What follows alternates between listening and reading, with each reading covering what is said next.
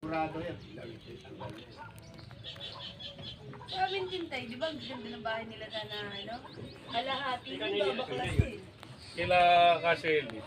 Kapatid, si ano yung kapatid niyang asawa Amerikano. Di ba namatay na? Ayun, yung anak niya dalawa. Tapos kay Kaseli. Tapos di ba, kila Levi, Sara. Ang problema, meron sa Tata Daniel. Yung kay Tata Daniel, yung dulo. Alam, wala tayo magamit. Buong bahay po niya magkakasya. Oo, basta kinuha. Pati yung sa kabila, ano, Di ba meron. dapat ano yun? Di ba sila re-renovate ng gobyerno? Hindi, ikaw Ikaw ang naging kuhan. Nakangking sa yung lupa nung paano po yan yung binigay ng gobyerno na isang lahatan kayo? Oh, yeah. Paano mga 20 pamilya kayo, binatira kayo doon. Lilipat kayo. Parang ginawang lang before mo nakangaptapin. Dati kasi yan, hilahan ng bangka namin yung site na yun.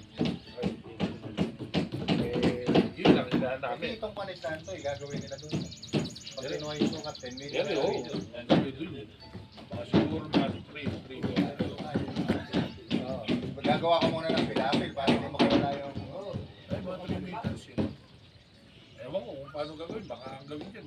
Gano'n na kasi kung malaki usapan. Ay, di ba?